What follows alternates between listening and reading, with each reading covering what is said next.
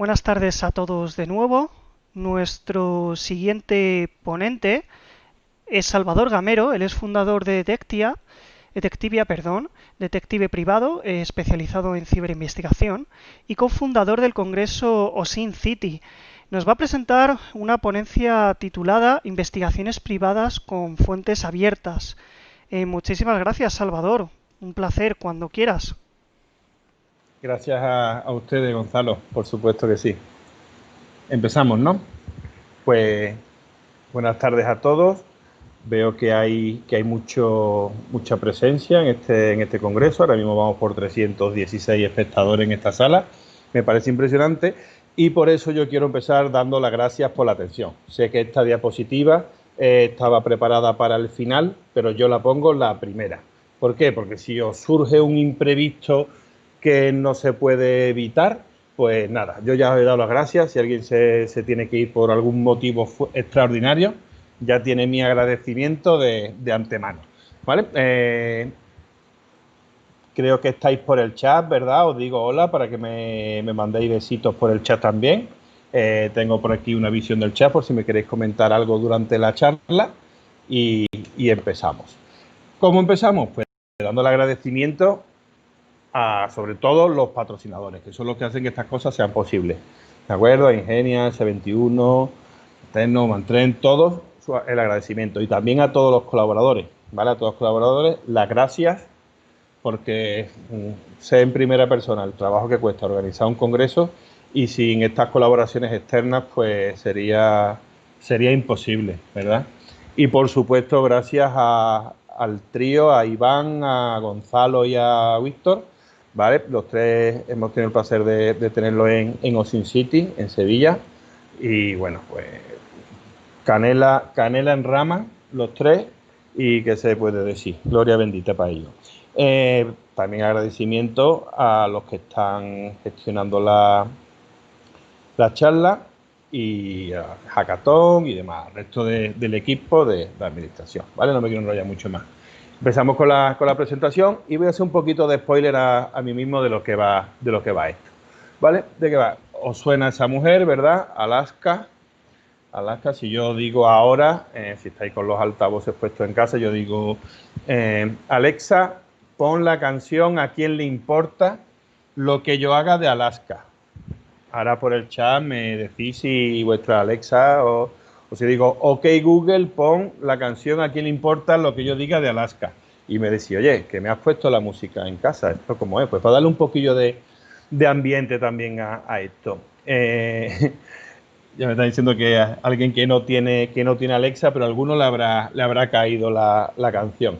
¿A quién le importa lo que yo haga? De esto va a ir la charla de hoy también. Muchas veces como analista de inteligencia se firman informes y a quién le importa lo que yo haga como analista, ¿vale? Y eso está basado. Me presento, soy Salvador Gamero, tengo un doble perfil entre ciberseguridad y seguridad privada. Máster en Dirección y Gestión de la Ciberseguridad por la Universidad Antonio Nebrija, técnico superior en desarrollo de aplicaciones multiplataformas allá por el año 93, ¿vale? Algunos recordará aquellos años. Y profesor de la Universidad Pablo de Olavide de Seguridad Lógica. En ese máster de Dirección y Gestión de la Ciberseguridad lo basé en las investigaciones privadas con fuentes abiertas, lo que yo le llamo Legality OSINT, y podéis descargaros de mi página web gamero.es ese trabajo fin de máster, por si queréis profundizar en lo que estamos viendo. La verdad es que la presentación está más actualizada a normativas y temas actuales, pero ese documento, sin embargo, es más extenso en cuanto al contenido. Socio de APTAM, de la Asociación de Peritos Tecnológicos Andaluces, y cibercooperante de vocación, ¿verdad? No solo cibercooperante con las misiones de INCIBE, sino cibercooperante para todo lo que haga falta, y autor del libro Mi niña quiere un móvil, socorro auxilio. En seguridad, detective privado, que compagina investigación y seguridad no uniformada, director de seguridad y jefe de seguridad del Ministerio del Interior, peritos de seguridad privada, y bueno, profesor de certificado de profesionalidad de seguridad privada en jurídica, psicología. Desde aquí mando un saludo a los alumnos de de jurídica y seguimos. Ahí tenéis mi página web, Detectivia, donde hay muchos tutoriales y material para seguir con todo este mundo que se forma entre la normativa, la investigación, la ciberinvestigación, la inteligencia, etcétera. Como ha dicho Gonzalo, coorganizador junto a Jorge Coronado del Congreso OSINT City, este año de los congresos que se han dado, gracias a Dios, porque OSINT City se basa en profesionales alrededor del mundo de OSINT. Desde protección de datos a compliance, a personal de fuerza y cuerpos de seguridad, militares, informáticos, peritos, periodistas, todos los profesionales, y se genera una sinergia en lo que ya se llama la noche de OSINT City, ¿vale? Donde hacemos una cena en la noche central, no al finalizar, y donde compartimos mucho entre ponentes, organizadores y todos los asistentes que quieren acudir.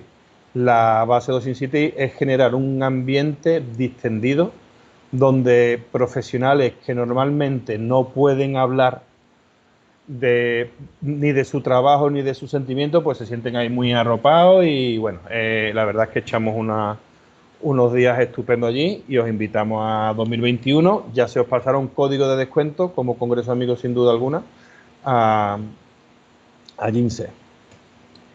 ¿Qué vamos a ver? Vamos a ver las 5W y una H de OSINT, ese concepto que siempre le gusta a todo el americano, ¿no? El qué, quién, dónde, cuándo, por qué y cómo.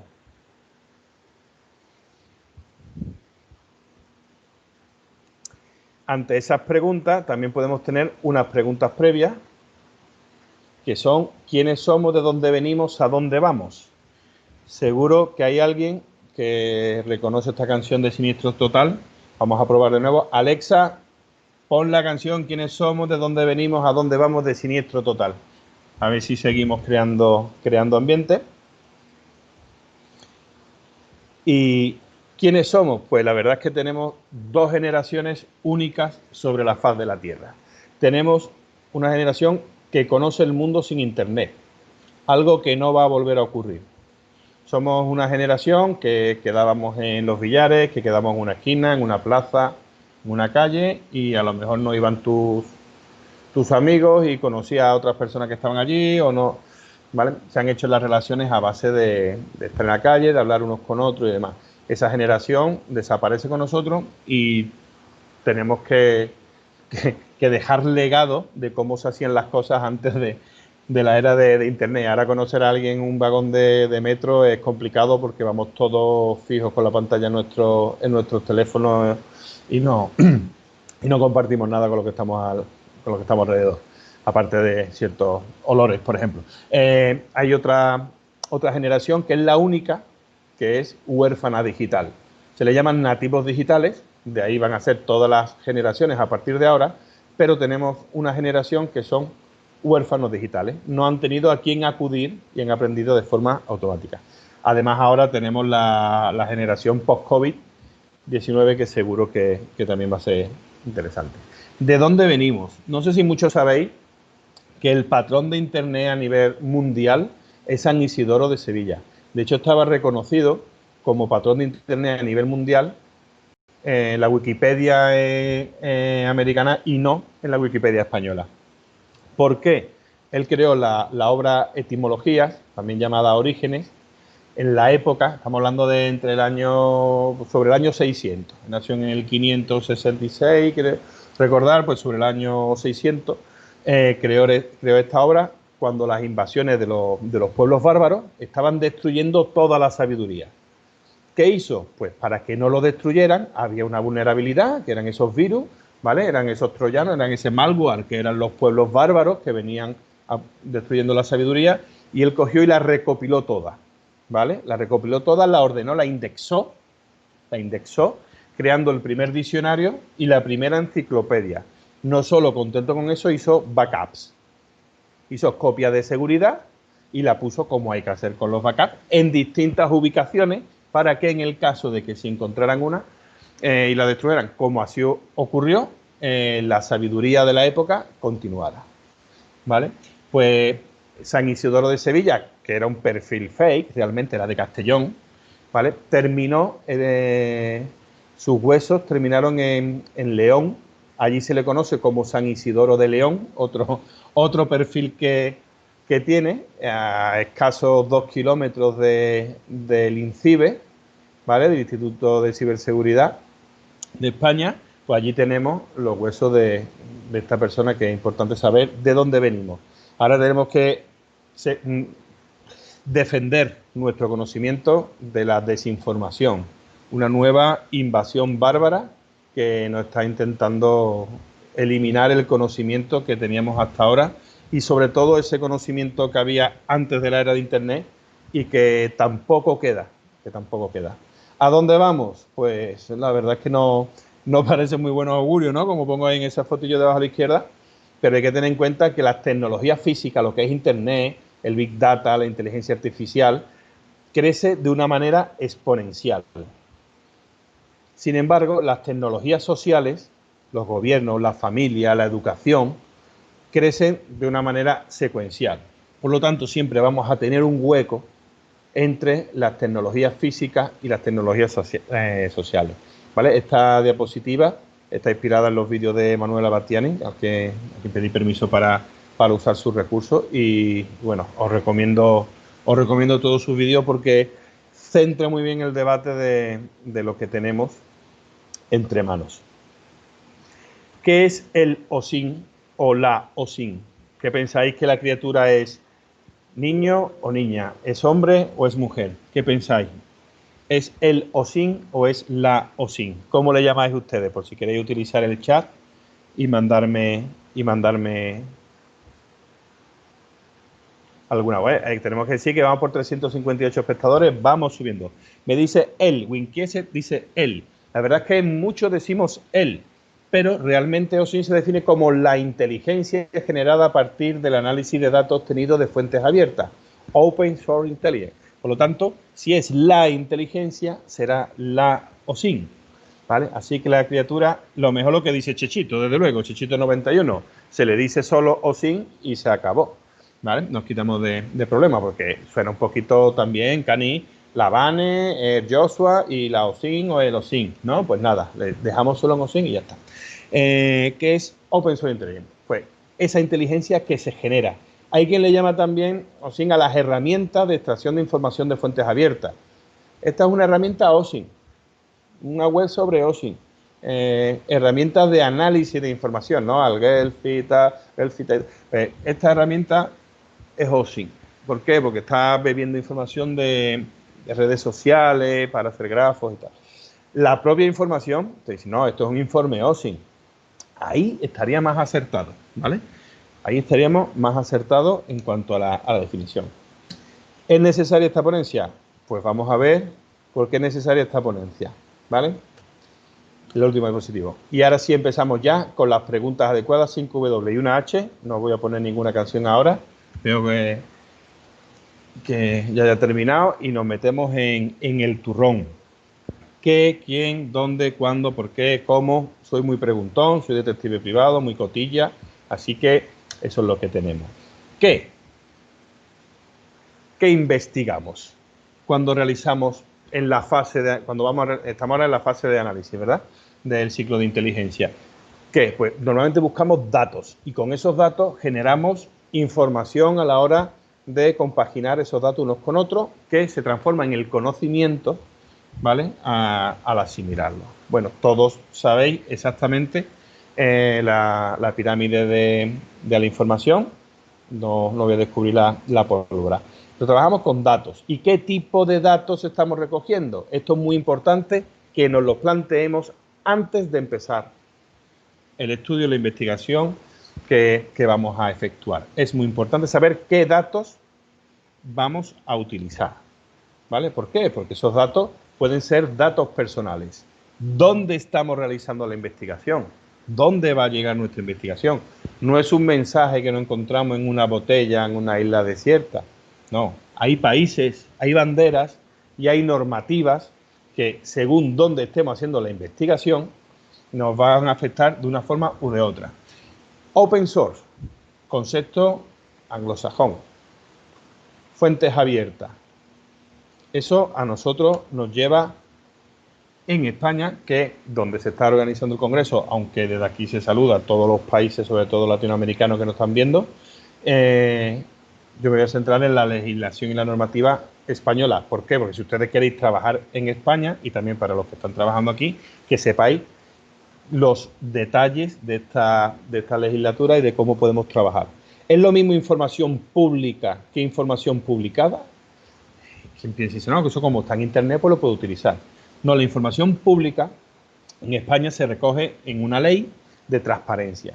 Y en esa ley se especifica cuál es la información que el ciudadano tiene derecho a conocer, como es los sueldos de los políticos, los sueldos declarados, claro, de los políticos, donde están los cargos, donde están los registros civiles o registros de tráfico, una serie de información que por ley el ciudadano tiene derecho a consultar. No significa que sea gratuita, información pública no significa información gratuita. Por el proceso de darte la información, sí te puede cobrar la administración y de hecho te cobra. ¿Vale?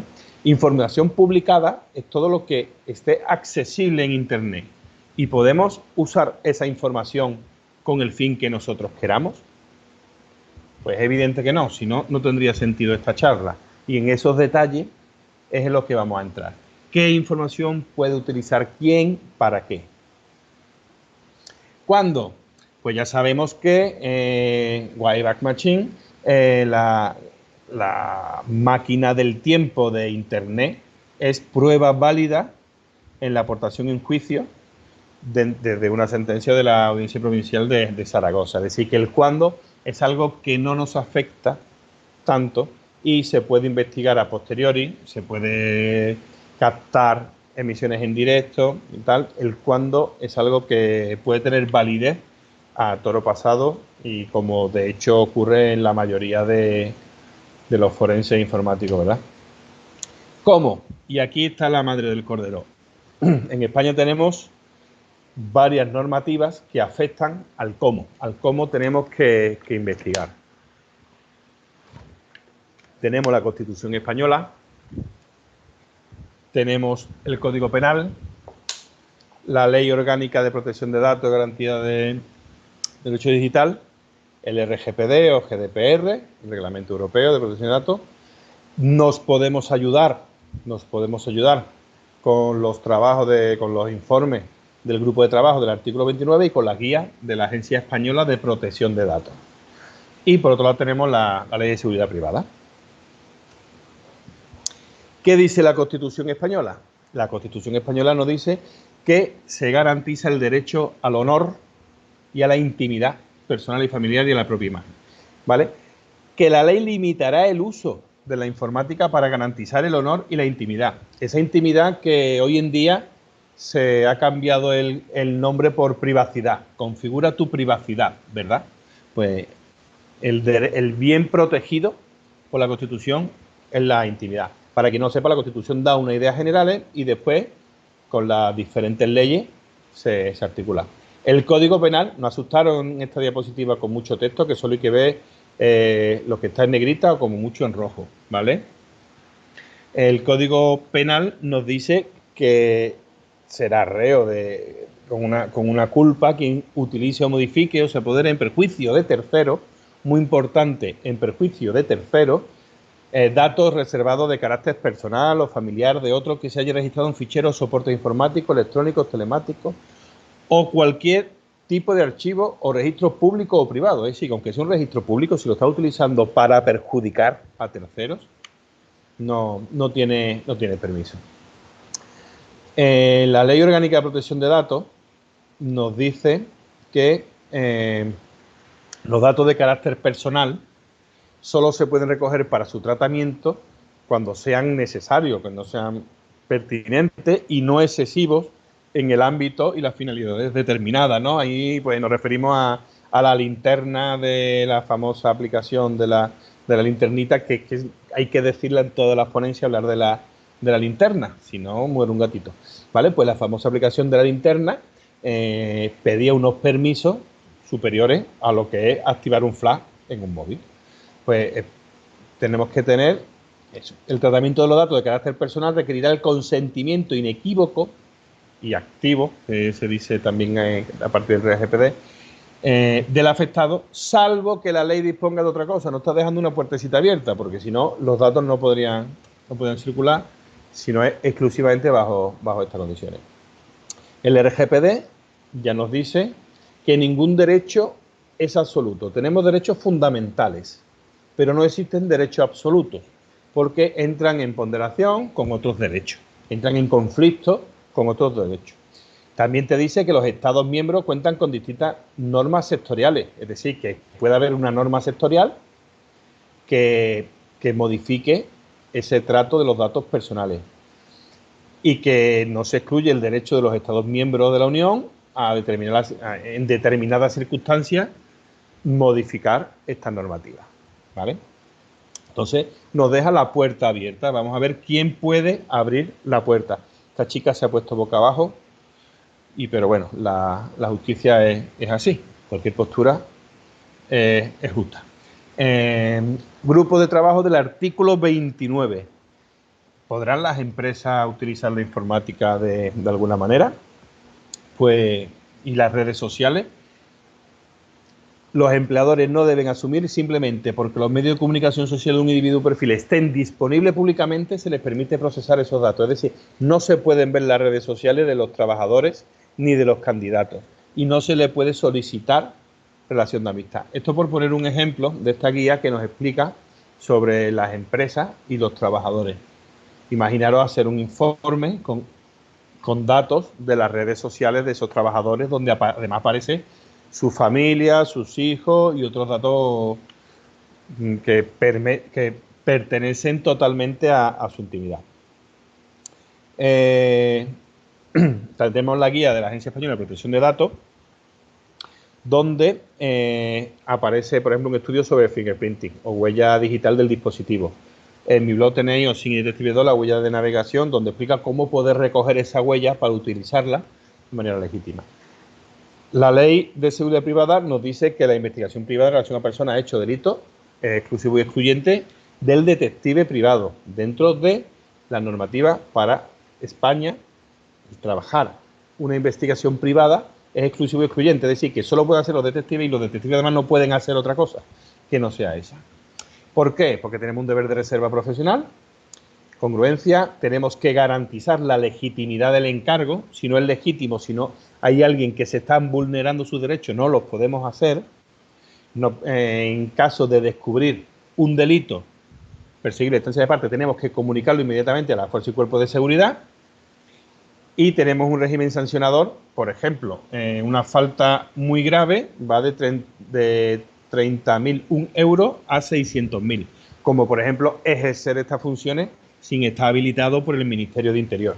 Podría llegar a 600.000 euros la broma, vamos a llamarle, ¿verdad? Hay una serie de actividades excluidas, por ejemplo, cuando una persona busca información para sí misma y no lo ponen en ningún informe ni perjudica a terceros, simplemente está recogiendo esa información, no hay ningún problema. ¿Y por qué? Porque el derecho a la intimidad y el derecho a la propia defensa entran en conflicto. Hay una ponderación y ahí es donde entra la figura para poder trabajar esos datos. ¿Y quién puede hacerlo? Pues no es solo una persona o dos. Hay muchas personas que pueden trabajar OSINT ¿vale? Vamos a ir viéndolo de uno en uno. Tiene que mediar una legitimidad y un contrato. No puede investigar quien quiera, tiene que mediar eso, ¿vale? Preguntan cuáles son los datos personales. Cualquier dato que te pueda identificar de manera unívoca. Por ejemplo, la huella de navegación. ¿Puede la resolución de pantalla identificarte? Pues por sí misma no. Pero la Agencia Española de Protección de Datos la puede considerar de hecho la considera un microdato si la estás utilizando en conjunto con otros microdatos para identificar un usuario de manera unívoca. Por lo tanto, no solo el nombre, apellido, una fotografía en la que se te reconozca, un DNI. También una resolución de pantalla podría considerarse un dato personal, como así lo dice ese estudio de fingerprinting que os he señalado antes de la Agencia Española de Protección de Datos. Periodistas en caso de interés general. Cuando hay un interés general, sí se pueden utilizar según qué imágenes. ¿Vale? El periodista puede investigar el interés general, pero ojo, no puede utilizar fotografía ni de perfil de redes sociales. De esto ya hay bastante sentencias, ¿vale? Que se identifique a esa persona posteriormente. Sí podría decir una serie de datos sin que se identifiquen sobre si había hecho estaba en grupos de sadismo y tal. Sí puede ser una recopilación de esa información, ¿vale? Pero no volcar datos de esa persona. Sí es cierto que los periodistas tienen, en caso de interés general, por ejemplo, el Twitter de Donald Trump, por un ejemplo, ¿no? Será una cuenta personal, pero se puede utilizar completamente, sin ningún tipo de cortapisa. Particulares para su uso personal. Cualquier particular, en su uso particular, puede hacer OSINT, puede obtener información, ¿vale? Siempre que lo esté manteniendo en su uso particular y que no esté perjudicando a terceros. Podemos buscar con el teléfono, con el email, con el Instagram que nos han dado en la discoteca, ¿verdad? Peritos informáticos con autorización del dueño de los dispositivos y de la información. Los peritos informáticos, los pentesters, por supuesto que pueden. Directores y jefes de seguridad tienen en su ley un concepto muy concreto, que es el de la identificación, análisis y evaluación de situaciones. Sí es cierto que los directores de seguridad no podrán en ningún momento pasar esa información a otro departamento como el de personal o tal para despedirlo, ¿vale? Pero sí podría, en pro de la seguridad y como delegación de la seguridad pública, hacer algo. Si esa investigación ya tiene que realizar un seguimiento, se va a hacer un informe y tal, tendrían que contratar detectives. Fuerzas y cuerpos de seguridad y ejército, según su normativa, por supuesto que sí. Normalmente pues tienen también sus cortapisas, el juez instructor tiene que dar una serie de permisos, pero sí es cierto que, como es lógico y natural, que las fuerzas y cuerpos de seguridad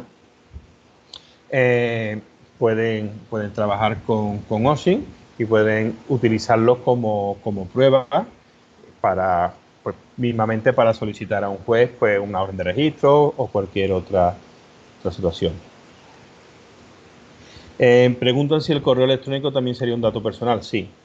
Sí, se identifica a esa persona con el correo electrónico porque se ha registrado en sitio y está vinculado a su identidad. Sí. Que lo utilicen los recursos humanos a la hora de contratar a alguien, si se le ha cedido a recursos humanos un correo electrónico, estoy contestando preguntas del chat, se le ha cedido a recursos humanos un correo electrónico para que contacte con nosotros, evidentemente, le hemos dado el consentimiento para ese uso, entonces ya podrán contactar con nosotros. Lo que no se puede es vender esa bolsa de datos, esa bolsa de correos electrónicos a terceros.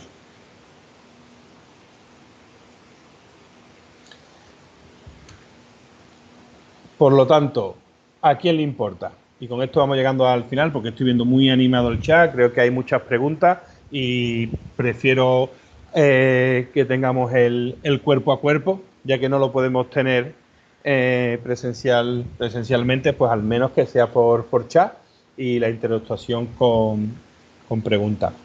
¿A quién le importa el informe que nosotros vamos a hacer? Pues el informe le puede importar a la Agencia Española de Protección de Datos, si le llega a conocimiento, ¿verdad? Le puede importar a quien perjudique ese informe. El que perjudique ese informe dirá, bueno, ¿qué habilitaciones tienen las personas que me han investigado? Evidentemente hay datos que no son personales, la pluviometría para ver lo que llueve en este mes, o la temperatura que ha hecho en el mes de julio de 2020 en comparación con... Pues, no hay ningún tipo de problema en realizar esas investigaciones, ¿vale? Estamos hablando de investigaciones con datos personales y sin tener que informar al interesado de los datos.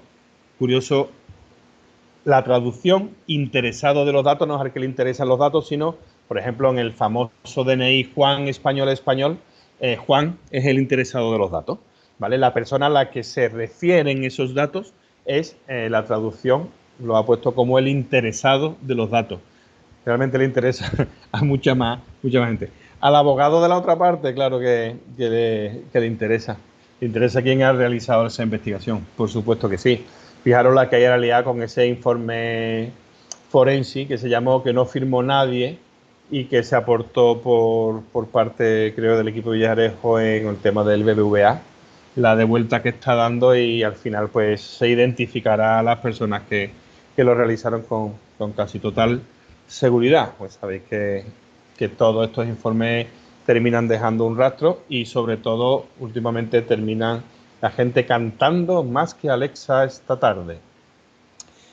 Y al Compliance Officer, ¿verdad? Esa persona que se encarga de que no se cometan delitos dentro de la corporación. Si tenemos una empresa que se dedica a la inteligencia, si me está escuchando algún compliance de una empresa que se dedique a realizar inteligencia, pues debe de cumplir con ese requisito de asegurarse que no se cometen delitos, que se cumple con toda esta normativa, ¿vale? A la hora de realizar esos forenses y esos estudios, esas investigaciones que llegan y que nos llegan a todos después, porque no siempre el cliente está contento, encargan una segunda investigación y aportan la primera, y bueno, pues se sabe perfectamente en este país pues lo que va ocurriendo, ¿verdad? Pues daros las gracias de nuevo. Aquí tenéis la primera diapositiva donde tenemos los datos de contacto. Va a estar ahí puesto un tiempo, ¿vale? Por lo tanto, tenéis tiempo para cogerlo. Me encantaría hablar con los 424 espectadores. Hemos subido en 100 y pico de espectadores durante la charla. Fantástico. Me encantaría hablar con todos ustedes por WhatsApp, por correo electrónico, en LinkedIn, donde queráis. Vale, estoy a vuestra disposición. Me hacen una... El amigo Roberto dice grande salva. No me habéis visto por vídeo, pero sí, la verdad es que soy bastante grande y después del confinamiento también bastante pesado, aunque he intentado dejar la presentación lo más corto posible. Me dice Winky S, digo respecto de la utilización de OSINT en las fiscalías o Poder Judicial para obtención de información publicada. Gracias. Va a depender del asunto. Hay una cosa muy curiosa a tener en cuenta cuando entregamos. Nosotros somos los detectives, pues nos llaman, ¿no?, peritos de la probática, expertos en presentar pruebas. Dependiendo del tipo de proceso, mucha gente no sabe que el juez no puede consultar Internet. Por lo tanto, poner un enlace en un informe no sirve absolutamente de nada, porque tiene que que dictar sentencia con lo que tenga encima de la mesa, con lo que tenga el juez entregado en ese papel, en ese formato digital, pero sin poder visitar las páginas. Por eso es muy importante. Yo siempre certifico digitalmente todo lo que entrego. Quien me conoce sabe que 6 de Pru es mi compañero fiel, y certifico digitalmente todo lo que presento, por si se elimina, y para que el juez pueda tomar sentencia se aporta esos certificados aparte en su documento correspondiente para que pueda actuar sin necesidad de visitar, o si se ha eliminado o se ha borrado esa información. Veo que por aquí hay más preguntas. Gracias por la charla. El tiempo.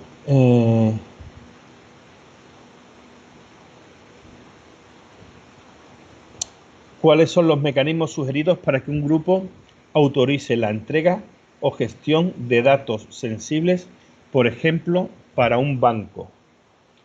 Para que un usuario autorice. ¿Cuáles son los mecanismos sugeridos? Muy fácil, si lo estamos haciendo a través de una página web, que hoy en día todo se hace a través de página web, tenemos formularios donde se activa la autorización. Tiene que ser un consentimiento activo, simplemente. Después, el nivel de seguridad de los datos se marca de otra forma, pero para que lo permita el usuario, simplemente tiene que dar su consentimiento. Marcando un check en una casilla es suficiente.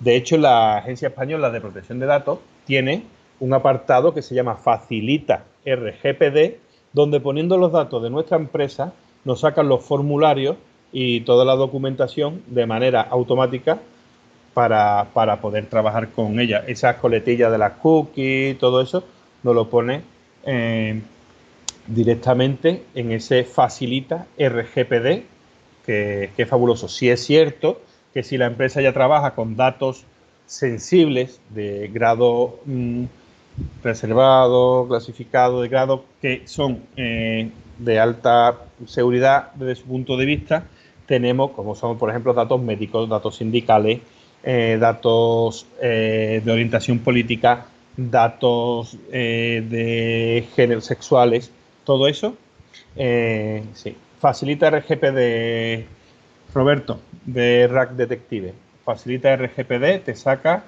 toda la información en 5 minutos, nos da esa información. Bueno, me ha ajustado al tiempo. No sé si hay alguna pregunta más o Gonzalo, ¿quieres comentar algo? Muchísimas gracias, Salvador. De verdad, un verdadero placer como siempre. Haces accesible y entendible todas las ponencias de una forma muy, muy llana. Yo sí tenía una pregunta que hacerte y es, ¿crees que con la evolución de la vida digital actual, que cada vez es mayor, existirá en unos años un perfil profesional exclusivo del ciberdetective? ¿Veremos ese perfil? Por supuesto, el ciberdetective es un hecho tan evidente como que estás hablando conmigo. Te puedo decir que en Detectivia tenemos un 5% de clientes de Sevilla, Andalucía, para los que nos vean desde fuera, y el resto son investigaciones, son ciberinvestigaciones que se hacen en toda España, e incluso si es necesario en el extranjero, ¿vale? Siempre adaptándonos a la normativa de cada sitio. El ciberdetective ya existe y es un complemento fundamental para las empresas de inteligencia, para las empresas de recursos humanos. ¿Por qué? Porque nosotros, cuando nos inmiscuimos en la intimidad, filtramos la parte que corresponde a la legitimidad de nuestro cliente y la que no corresponde. Por lo tanto, cuando te ponen un detective, se hace para que tu intimidad se conserve adecuadamente. Por ejemplo, ahora están de moda los coronadetectives, ¿no? Los rastreadores. Esas personas te hacen una serie de preguntas que si tú quieres le contestas, si no, no. ¿Vale? Estás dando unos datos de con quién te ha visto, con quién no, y claro, es complejo que una persona haciendo unas preguntas por teléfono está en su derecho en la otra parte de contestar o no contestar. Por lo tanto, no es esa la figura del detective, hacer simplemente una llamada por teléfono, sino conseguir los indicios, como por ejemplo conseguir una huella del dispositivo en caso de un ataque reputacional, que nos llegan muchísimos temas de ataque reputacional y hay que identificar a esa persona. ¿Cómo lo podemos identificar? Pues a través de la huella del dispositivo, a través de la IP, a través de una interactuación que nosotros sí hacemos. La figura del ciberdetective lleva ya unos años funcionando y es un complemento, yo creo que muy interesante para abogados, para sobre todo empresas de inteligencia que ya están, me consta, desde la primera edición de Ocean City a la segunda, que muchos de las que ya habían contratado y tal. Son sinergias, igual que te hace falta un abogado digital, ¿no? Un abogado con conocimiento en derecho digital, como puede ser Ramos Vázquez o Lola Carranza, los que tenemos aquí en Sevilla. En todas las ciudades va habiendo abogados digitales porque o notarios que te ayuden en la extracción de la información del dispositivo, y todos estos complementos son necesarios en una investigación. Tienes que hacer el análisis antes de empezar, qué tipo de información voy a tratar, cómo la voy a tratar, qué características necesita tener mi equipo. ¿Necesito tener gente de campo o no? Igual no te hace falta nada más que una persona con un perfil concreto, igual te hace falta un equipo de 4 o 5.